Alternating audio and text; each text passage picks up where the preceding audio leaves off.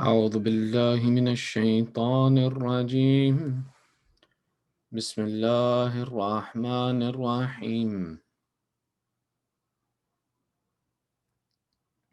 ولنبلونكم بشيء من الخوف وجوع ونقص من الأموال وأنفس والثمرات فبشر الصابرين الذين إذا أصابتهم مصيبة فقالوا إنا لله وإنا إليه راجعون.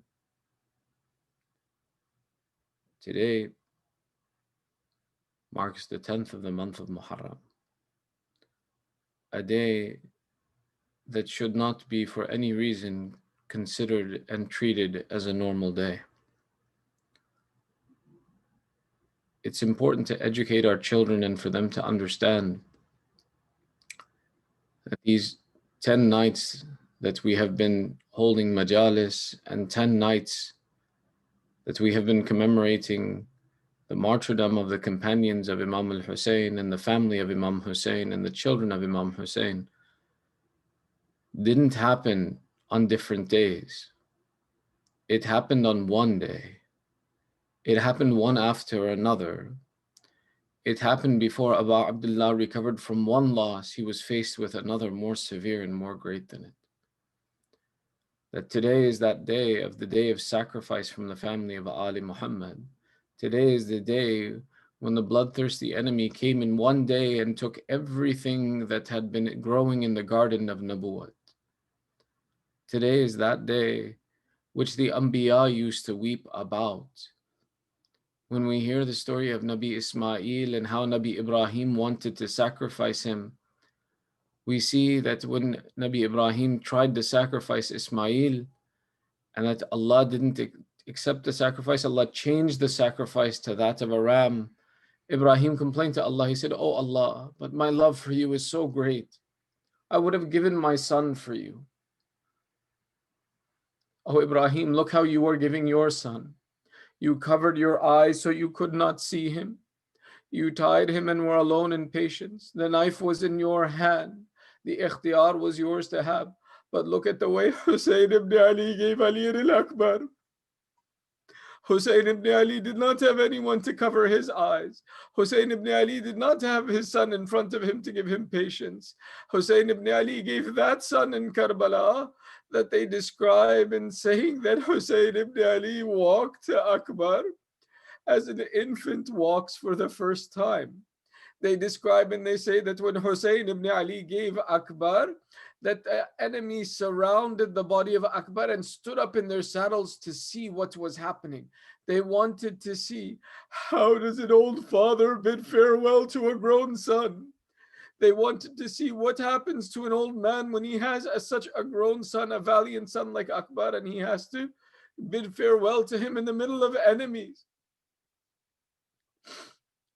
Ibrahim, when you wanted to Nabi Ibrahim, ma'akul ihtaram, you wanted to sacrifice your son for Allah. You said, "Oh Allah, I would have been happy to sacrifice my son for you. I wanted to make a sacrifice of my son for you. Why did you not accept for me?"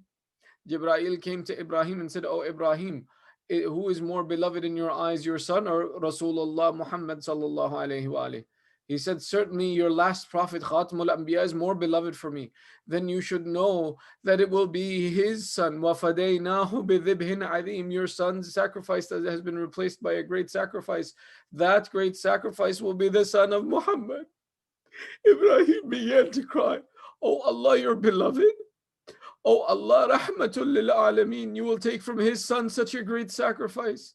Ibrahim said, "Oh Allah, certainly it is more painful for me to know that you will take the son of Muhammad than it is for me to give my own son." Today is that day where the Anbiya would weep. When Adam walked past the field of Karbala and stubbed his toe and began to bleed, he said, "What happened to Allah? What is this land?" And he was told that this is the land where the son of Rasulullah would be killed. When Zakaria learned of the sacrifices that Imam al-Hussein would make, he complained to Allah, "Really, Allah, will you take such a difficult test from Muhammad? Will you really give him a son that he will love dearly and that he will be killed?" Zakaria raised his hands in dua. He said, "Oh Allah, give me a son that I will love the way that Muhammad will love Hussein, and make me sacrifice him and take from me the same sacrifice you will take from Muhammad." And we know that Nabi Zakariya's shahadat is second only to that of Imam al-Hussein. The Anbiya knew of the coming of this day. Rasulullah knew of the coming of this day. Amir al-Mu'mineen and Sayyidah Fatima say, we entered into the house of Rasulullah. We found him sitting in his mihrab where he would pray and weeping. We became worried. Why does our beloved Prophet weep? They said, Mada yubkika? What made you cry, Ya Rasulullah? He came and he replied, I have received the news of the shahadat of Hussein. I am weeping over the loss of my son, who I have held to my own chest and loved with my own life, that this Hussein will be sacrificed. All of these Anbiya wept about today. Today, the 10th of Ashura. It is a day that should not be normal for any of us.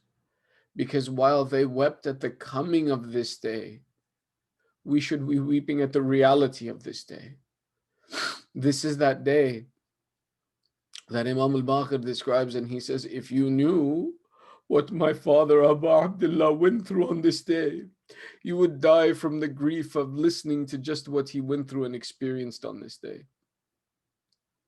For us, we hold majalis for 10 days and discuss the masa'ib and the difficulties of Abu Abdullah that he covered in one day over 10 days.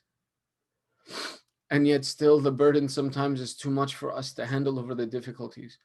Abu Abdullah's strength is amazing that he took all of this in one day.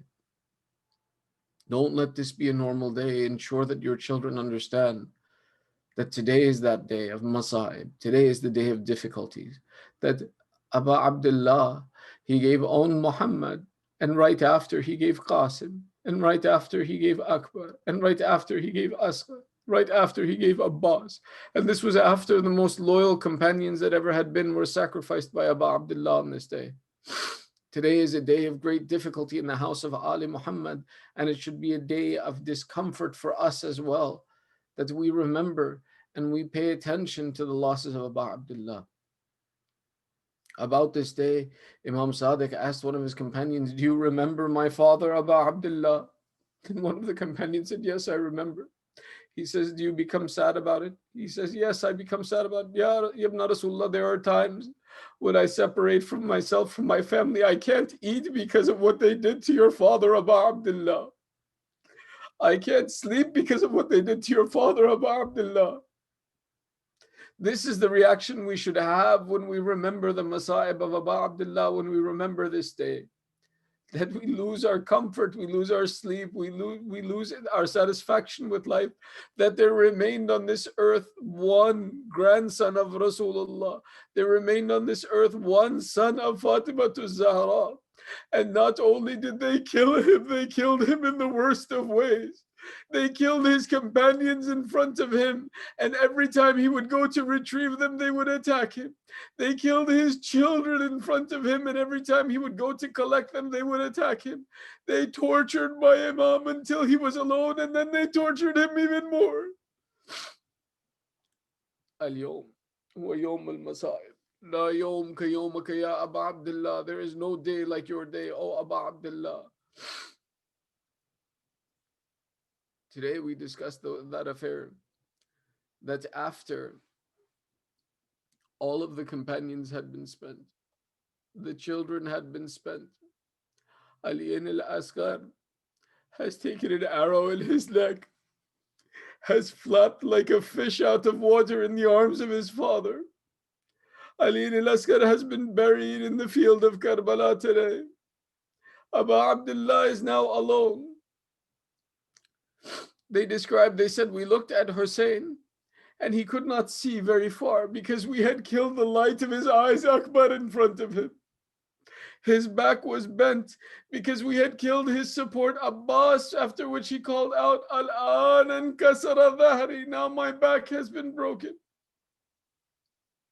Imam al-Hussein once again called Ala hal min nasirin yansuruna.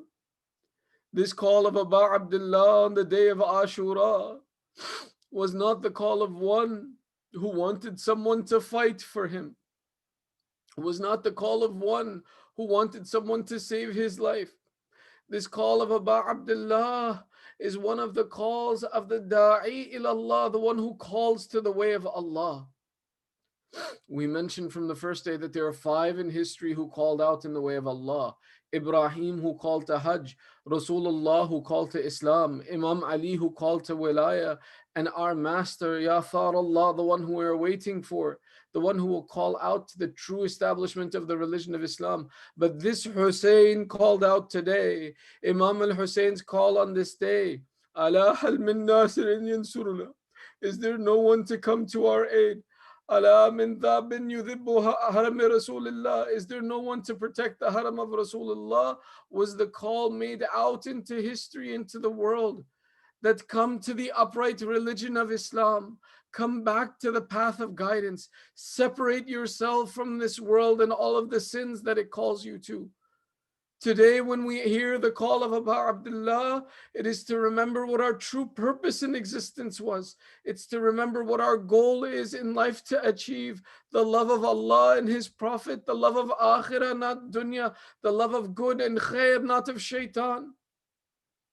It was the clear demonstration to the world that there is one side that belongs with Allah that has done nothing wrong, and the other side of dunya that has done nothing right. To ensure that come back to the path of guidance. Let this be that day that is the change in your heart as you listen to the Masa'ib of my master Imam al-Hussein. Make a change in yourself. Answer his call. Come back to Allah. Come back to what Allah wants from you, not what dunya wants from you. Look at the example of Imam al-Hussein. He is alone in the battlefield. He calls out, is there no one to assist me? Is there no one to help me? All of the men have been spent, but they said that one gharib held the staff in one hand and dragged the sword behind him with the other hand and came out. I am coming, O father, I am coming. Abu Abdullah called out, Kulthum, return Sajjad to the tent, otherwise there will be no remainder of Rasulullah on this earth after me. No one remained from the assistance of Imam, so that he came and he bid his final farewell. Imam al-Hussein's final farewell, they said he came, he fought many times on this day and many times he came back. But this is that farewell where the women know that Abu Abdullah is now not going to come back. He bid farewell to each of the women. He paid respect to each of the women. But when he went looking one of his daughters, they said one daughter they had hidden from him, that she was too small to understand, that she did not understand. But there was another daughter that he went looking for, that is sometimes called Fatima and sometimes she is called by other names. He says, I can't find this daughter of mine. They said she was hiding behind the tents. Away. She said, if Baba sees me and bids farewell, then I know that Baba will not come back. But if Baba cannot find me, then maybe my Baba will remain and I can stay close to him. Oh, Fatima, this is that day of Masa'ib where Abu Abdullah has to defend the religion of Islam. Abu Abdullah finds his daughter, sits by her, puts his hand on her head. He comforts her. She says, Baba, you are doing to me what you did to Hamida when her father Muslim was killed. Baba, you are leaving now, you won't come back. Imam al-Hussein says, there is a test that I must complete, I must go. Abu Abdullah finishes his farewells. He returns back. His sister Zainab says, brother, what of me? You will not bid farewell to me. Abu Abdullah comes back and he says, oh Zainab, how can I leave you? You are Sharikatil Hussein. You are my companion in this affair from the moment it has begun. But now the time has come for me to leave. Zainab says, but brother, there is one wasiyah of our mother that I must fulfill. Please expose to me your neck. Abu Abdullah pulled down his armor so his neck was visible. And what a neck it was. They described the neck of the Aimma of Abu Abdullah as a shining piece of silver, that it looked almost white under the sun.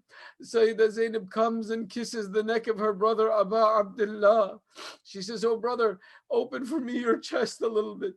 Imam al Hussein gives her some space. She kisses upon the chest of Abu Abdullah. She says, "Oh brother, allow me to kiss your forehead." Abu Abdullah lowers his forehead. Sayyidah Zainab kisses his forehead. He says, "Sister, what are you doing?" She says, "When our mother was going to be shaheed, she left me a wasiyah. She said, oh daughter, I will not be with your brother on that day. You will be with him. When it looks that he is leaving and he will not come back again, go and kiss his neck for me. Go and kiss his chest for me. Go and kiss his forehead for me." Oh, mother, I asked, "Why should I kiss these places?" She said, "Because the neck is where Shimon will put his sword to your brother. The forehead is because they will shoot arrows and stones will make your brother's forehead bleed. Mother, why the chest? They will run horses over the chest of your brother Hussein." Sayyidah Zainab said, "I fulfill the request of my mother. I have fulfilled the wasi of my mother Hussein." Imam Hussein says, "Oh Zainab, then let me fulfill one task. Give me your arms." Abu Abdullah began to kiss her arms and he says, "There, I have fulfilled the wasi of our father as well." Sayyidah Zainab says, "What was the wasi of our father, brother?" Imam al-Hussein replies that when we were alone with Amir al-Mu'mineen, he sat with me and he told me, "Oh Hussein, your shahadat is great, but your sister will go through many difficulties after you. Be a comfort for her, be kindness to her, and for me, complete my wasiyah. Those arms of Zainab will be wrapped in ropes and chains from the day that you leave. Before you leave for the final time, fulfill my wasiyah that you kiss these arms of patience of Zainab. You kiss these arms of Zainab that will be imprisoned after you, O Hussein." The brothers and sisters, they have their conversation in which they bid farewell. They remember their parents. They remember Rasulullah, and Abu Abdullah now goes to separate from Sayyidah Zainab. Sayyidah Zainab has never been separated from Imam al-Hussein. Sayyidah Zainab has always been in the company of Imam al-Hussein wherever he goes. It begins to, a state of anxiety overcomes her. The Mu'arrikheen write that it's a miracle that Abu Abdullah was ever able to leave because of the condition that overcame Sayyidah Zainab as she began to weep. But as Imam al-Hussein calmed Sayyidah Zainab, they began to shoot arrows into the tents looking for Hussein ibn Ali. The women began to scream in fear. The children began to run. Abu Abdullah said, "I, Hussein, am still alive. You should not weep like this." He bid farewell to Sayyidah Zainab. Sayyidah Zainab, weeping, Abu Abdullah placed his hand over her chest and said, "Oh Zainab, Hussein must go now." Allah revealed comfort on the heart of Zainab, and Abu Abdullah exited the tents. Imam al-Hussein stood before an army thirsty for his blood. He stood before people who had prepared themselves and had been waiting all day for the murder of Abu Abdullah. Each of these wanted to capture the reward from the Mal'oon Khalifa, that they would be the responsible for the death of Hussein ibn Ali. Remember, as each shaheed fell in the battlefield, as each companion fell in the battlefield, as each of the children of Abu Abdullah fell in the battlefield, the army of Yazid was so great and the army of Imam Hussein was so little that the army of Yazid worried that we will not win any reward, we will not be given any prize for killing the grandson of Rasulullah if we don't have something that proves that we killed the grandson and the children of Rasulullah. So as soon as any shaheed would fall in the battlefield, they would run forward and argue amongst themselves, who will collect the head of the shaheed? Who will be the one who bears the head of this martyr up to Yazid to win a reward from him? This is why when Qasim ibn al-Hasan fell in the battlefield, the Mal'oon was sitting on his neck with a sword. He wanted to collect the head of Qasim so that the head of Qasim would bring him a reward with Yazid. Abu Abdullah saying, "My child Qasim is still alive. He is called to his uncle. How dare you attempt to kill my nephew?" Abu Abdullah launched an attack at that moment as well too. Each of the shuhada that went, they knew that their heads would be collected by the enemy so that the enemy could earn a reward, which is why Abu Abdullah dug one grave on the day of Ashura. He dug the grave of Ali al-Asghar on the day of Ashura, so that when the heads of the family of Imam Hussein were collected, that maybe they would forget that there was an infant who they killed with an arrow from his neck from one side to the other. Abu Abdullah dug for him a grave and hid his body so that none would disturb this child. This army now had no other way of winning favor with Yazid ibn Muawiyah Mal'oon. So they all were anxious and waiting that, come Abu Abdullah, we wish to compete for your blood. We wish to compete to kill the grandson of Rasulullah. We wish to bear the reward from the mal'oon of dunya for killing you, Abu Abdullah. The army waited anxiously as Imam al Hussein sat. He called Umar Sa'ad. If you have decided that we will fight and that there is no way out of this, I can take my family even now and leave, and you will not be held responsible for my blood. Umar Sa'ad said, there is no way that this will happen. Abu Abdullah is constantly inviting towards akhirah and khair. Abu Abdullah is constantly beseeching them to leave their evil ways and come to goodness. Abu Abdullah even now is saying that you can be forgiven. You have killed my grown son Akbar in front of me. You have killed my Abbas. You have rendered his body asunder. You have killed my children, Aun and Muhammad. You have killed my brothers. But still, Allah may forgive you for that, but don't kill the grandson of Rasulullah. Come back to Hidayah. The army of Umar Sa'ad is set that there is no way that anything can change now. Abu Abdullah says, then I have some conditions. They said, what are your conditions, O Hussein? Imam al-Hussein says, give me some water. They said, we shall never give you water. The asking of Abu Abdullah for water was again a chance for hidayah, that maybe through this action, though they had denied the 6-month-old infant water, though they had killed even the 6-month-old child who rubbed his tongue over his lips in thirsty they killed that child, that maybe some hidayah could still be possible for these people. Maybe some act of mercy would prevent them from going down this path, but they refused. They were adamant upon their evil. They said, we refuse you, O Hussein. Imam al-Hussein said, then second, keep your hands away from my women and children. They said, we're killing you, Hussein. Imam al-Hussein then said, fine. Then fight me in the way the Arab fight and fight me one upon one. The army of Umar Sa'ad gladly agreed. They said, yes, we will fight you one on one. Their intention was that this is an old man, that this is a man who has carried the 70 bodies today, who has carried the bodies of his companions, he has carried the body of his children. They saw him that he was so weak that when Akbar fell, that he tried to carry Akbar's body back to the tents the way he carried everybody's bodies. But they said, 2 narrations come, that Abu Abdullah lifted the body of Akbar 50 times, and 50 times it fell from his hands. And the other narration says that Abu Abdullah called out to the children of Banu Hashim. He said, oh, Banu Hashim, come and collect your brother. Hussein does not have the strength to bear the body of Akbar. They had seen these conditions over Abu Abdullah. They said, we'll fight you one on one. This way they were anxious that one of us will bear the reward with Yazid. Let us fight him one on one. Umar Sa'ad agreed, that's fine. Fight Abu Abdullah one on one then. Fight the son of Zahra one by one. Imam al-Hussein said, then let's the battle begin. One by one the enemy came and Abu Abdullah finished them quickly. He finished them so quickly that he was moving through the army. He was moving faster than they could come to him. Abu Abdullah's sword was flashing like lightning and the men were falling before it. They became astounded. They said, how can one who we've kept thirsty for 3 days. We did not let the water of Abbas reach him.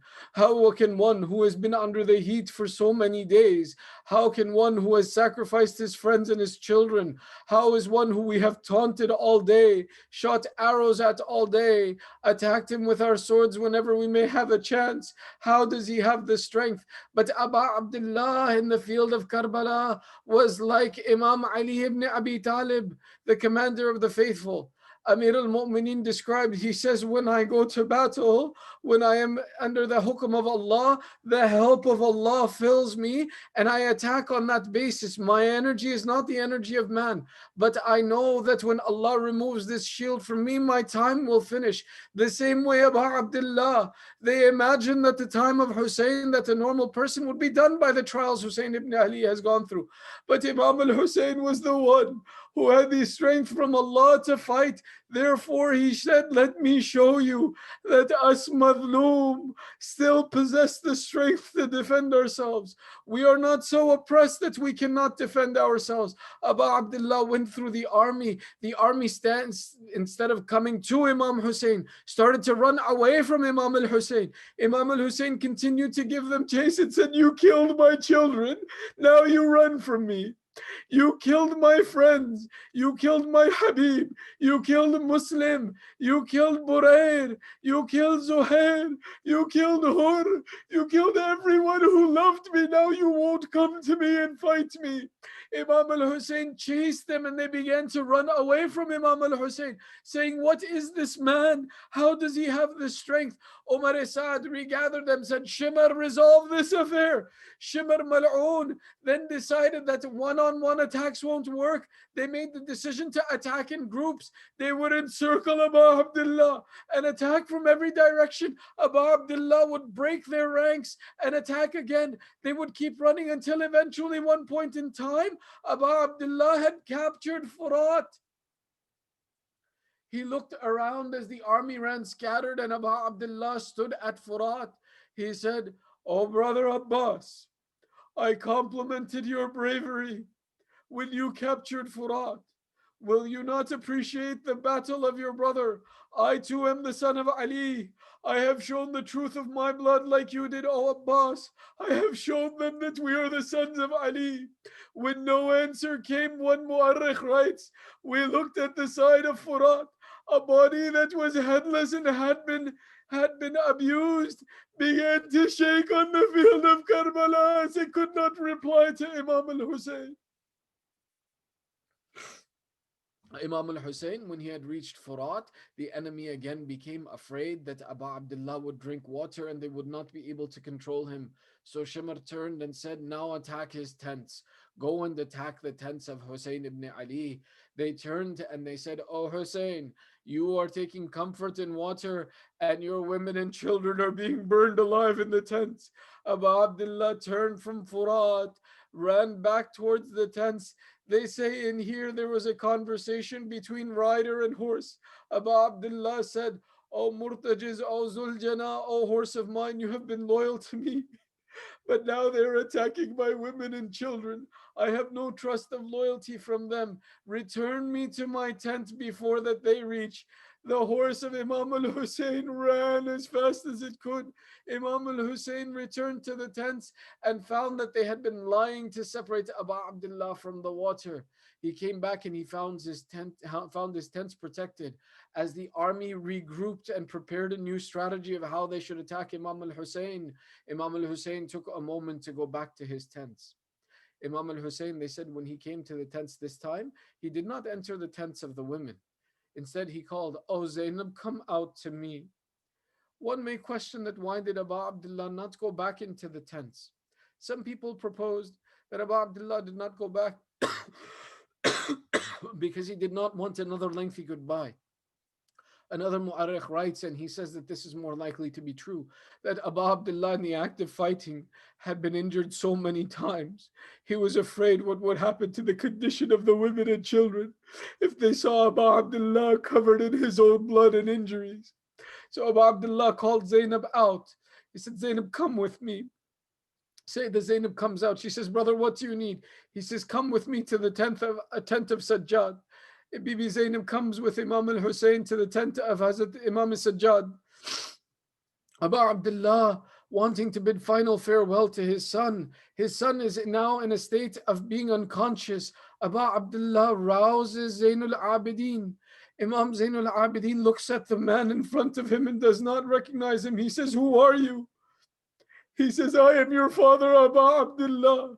Imam Zainul Abidin describes, he says, "My father came to me in such a condition that his body was covered in wounds. I did not recognize him. I asked my father, Aina Hammi Abbas, Aina Akhi Akbar, Aina Yabna Ammi." That Imam Zainul Abidin began asking Abu Abdullah, "Where is my uncle? Where is my brother? Where are my cousins?" Abu Abdullah eventually replied to him, "Oh Sajjad, understand that now there is no one left except for you and I. There is no one remaining from amongst the men except for you and I." Imam al Hussein bid his final farewell, gave his instructions of imamat, and gave the secrets of imamat to Imam Zainul Abidin. Imam Zainul Abidin understood that now my father will not return. Imam al-Baqir replies, describes, he says, "My grandfather Abu Abdullah, on this day when he bid farewell to my father Imam Zainul Abidin, there was no space on his body where there wasn't a wound as big as this ring, that his entire body had been covered by wounds." But Abu Abdullah again returned to the battlefield. Imam al Hussein returned. They said that Hussein ibn Ali, now again the army had prepared, that they had planned again. Initially, they had wanted the honor of being the ones who would kill the son of Zahra, but now what they realized was that Hussein ibn Ali was beyond their ability and capacity to control, that this was not going to be an affair that would be settled by one who wanted the victory. So the entire army prepared itself and they launched an attack.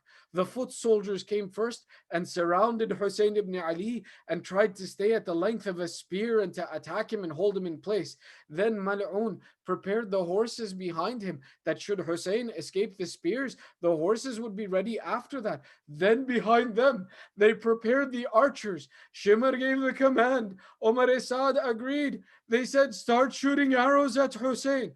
Others who didn't have arrows, they said, "Throw stones and spears at Hussein." Whatever anyone could find, they encircled Hussein and they began to throw at him. Imam Zaman explained, "Salam upon my father Hussein." In Ziyarat Nahiya, Imam Zaman gives the maqtal of Abu Abdullah. He says, "Salam upon my father Hussein, who was struck by so many arrows, by so many stones. He looked as if he was a porcupine covered in pins by the attack of the enemy." Still, Imam al Hussein continued forward until Hurmala shot an arrow at Abu Abdullah. Mukhtar al-Thaqafi, when he captured this Mal'un Harmala, he said, "Oh Harmala, recount for us what you did on the day of Ashura." Harmala said, "I shot 4 arrows. The first arrow that I shot struck the water skin of Abbas, and as the water drained from his water skin, it was as if I had killed Abbas. The second arrow you shot, Harmala." Harmala says, "I shot the three-pronged arrow at the neck of Ali al-Asghar. I killed the infant in the arms of his father. His father had to fill his hands with the blood of his infant son who was flailing in his arms. This was my second arrow." Harmala, what was your third arrow? Harmala says, "I shot another three-pronged arrow that had been dipped in poison at the chest of Hussein ibn Ali. When this arrow pierced the chest of Hussein on his horse, there are two narrations. Either one, that Abu Abdullah fell from his horse by the pressure of this arrow. Another narration says that Hussein ibn Ali tried to pull the arrow. When he could not pull the arrow, he passed the arrow through his back and his blood began to flow freely. As this happened, they said, we saw Hussein ibn Ali lose his balance in the saddle. The spears came from either side. They struck Abu Abdullah from one side to push him to the other. The enemy from the other side pushed Abu Abdullah to drop him from this side.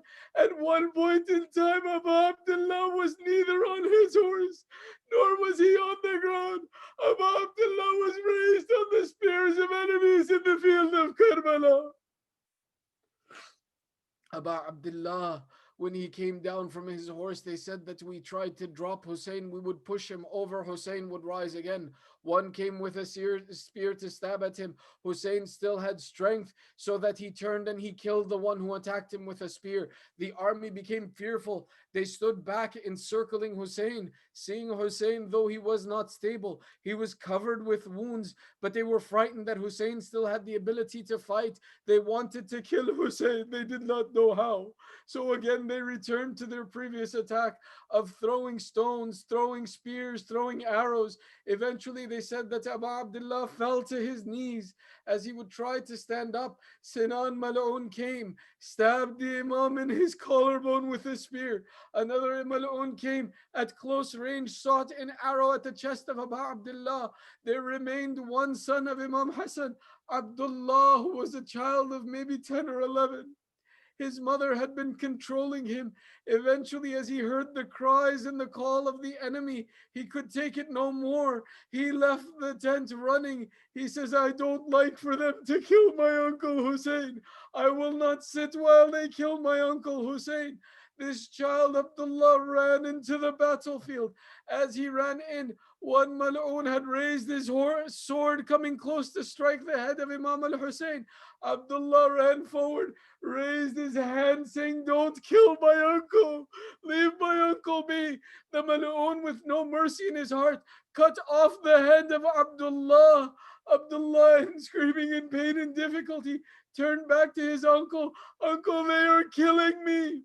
Abu Abdullah on his knees gathered Abdullah in his hands. He said, my child, be patient. Your father is waiting for you. Your father has waited for you with water. Your grandfather waits to greet you. As Abu Abdullah was comforting the 10-year-old child in his arms, Harmala shot his fourth arrow. He killed Abdullah in the arms of Imam al Hussein. Imam al Hussein, again enraged, you killed my children in my arms, stood up again to fight. Again they came and they attacked him. They said that we looked at Hussein as we surrounded him. We had never seen one more beautiful who was covered in his own blood. We became ashamed looking at what we had done to this grandson of Rasulullah. We became ashamed at how we had been attacking him, how his forehead had been bleeding, his chin had been split by an arrow, his sides were bleeding from the wounds that we had inflicted. One author describes that Imam al Baqir explains, in the last moments of my father Abu Abdullah, he was so overcome with wounds that when he would breathe, blood would pour forth from his body. It seemed that Abu Abdullah in this condition had been again lost consciousness. They wondered, is Hussein alive or has Hussein died from what we have done to him? Have we killed him or is he alive? They turned to the commander Shimr. Shimr said, mention the name of Zainab. If Hussein is alive, he will respond. They mentioned the name of Sayyidah Zainab. Abu Abdullah again calls out, Hussein is alive. Stay away from my women and children. Abu Abdullah said, you have decided to kill me. Give me but a sip of water. Give me but a sip of water. They said that Shimr said, you shall never taste of the water of this world. Abu Abdullah said, ah, then come forward, O piebald dog who I have seen in my dreams that tears at my flesh. You who prevent even me, who is in this condition, from water where I have no chance of living after this. You are that evil dog who was the one I knew would be the one to kill me. Shimar offended says, Oh Hussein, now we will kill you in a way that no one has been killed before. They said, Shimar Manoon dragged the body of Abu Abdullah, sat upon his chest. From Tilla Zainabiyah, a call came out, Anta Akhi Hussein. Sayyidah Zainab had come to that mountain or the hill of Zainabiyah to see what had happened to her brother. No call had been heard for a long time. No reply had been heard for a long time. They said this time had extended where it seemed that the day would not move forward. It would not move forward because of the condition of Imam al Hussein. The Imam of Allah is the authority of Allah on this earth. Nothing moves by his command. Not a fly flaps its wing except by the command of the Imam. But how could the sun continue its path on this earth when Hussein ibn Ali would come and go from consciousness in this condition? The day was lengthened. Zainab came out. What has happened to my brother? She saw that the army had encircled one man. She could not recognize this man. She called out, Are you my brother Hussein? If you are my brother Hussein, answer me. When no reply came, Sayyidah Zainab said, By the right of our mother Zahra, if you are Hussein, then answer Zainab. Aba Abdullah, in his difficulty, final moments of life, he said, Zainab, Hussein lives. Return to the tents. Sayyidah Zainab, upon returning to the tents, she heard another cry come out from amongst the army of Yazid. الآن قد قتل الحسين. Abu Abdullah had been killed in the battlefield. على لعنة الله على القوم الظالمين وسيعلم الذين ظلموا أي منقلب ينقلبون. إنا لله وإنا إليه راجعون. فاطمة حسين.